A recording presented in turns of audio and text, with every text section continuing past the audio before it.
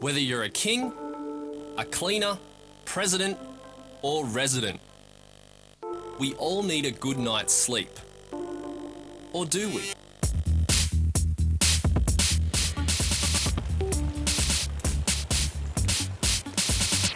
Our world is a 24/7 place.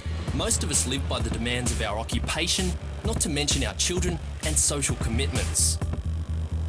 Some of us are workaholics, some of us are on call, and some of us are just always on. But what if we didn't need as much sleep? Or, shock horror, what if we didn't need to sleep at all? Scientists believe that within the next 20 years, they'll be able to pharmacologically turn off the need for sleep.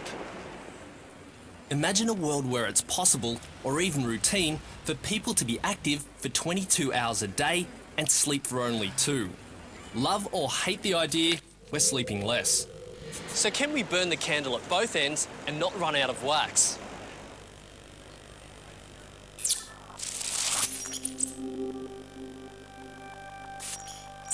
There's a whole new generation of alertness-enhancing drugs that have been developed over the last couple of years. We know that they keep people awake, but we don't really know how they do it. The type of people who can benefit from those are people who have a short-term need to stay up late for an exam, perhaps, or a deadline, people who may be on a long-distance truck drive or something like that. And as a short-term approach, they're really quite reasonable and sensible. One of the difficulties we have is that sleep serves a whole bunch of functions for people. It restores your mind, your body, your spirit. If we keep people awake for long periods of time, then eventually there will be a significant biological cost for that. But our fast-paced world doesn't show any signs of slowing down. So if there was a safe sleep alternative that allowed you to meet that deadline, would you take it? When it comes to meeting that all-important deadline, we bang into the notion of activity versus productivity. The Western world is slowly coming to grips with the realisation that working longer hours is actually a sign of a lack of productivity.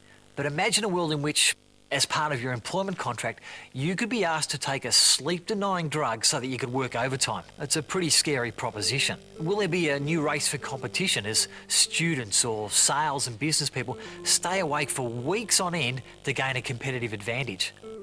On the flip side, we often hear of people having to retire from a position in order to spend more time with their family. Maybe in the future they won't have to. To a great extent, we structure our whole lives around sleep. Most of us get up in the mornings and go to bed at night. What would our world be like if our sleep patterns were drastically changed? Right now, at this very moment, about a third of the world's population is sleeping. The main resource they're using is oxygen, and the main waste product is being stored within their bodies until they awaken. If you had a world that no longer sleeps, you can expect that resource use and negative environmental impacts will increase dramatically. Arguably what you have is a situation where you've instantly added another billion people to the planet just by popping a pill.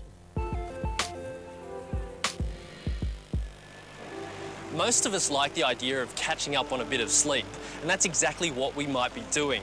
Possibly saving up all our sleep to the weekends or managing our sleep in a way that better suits our lifestyles.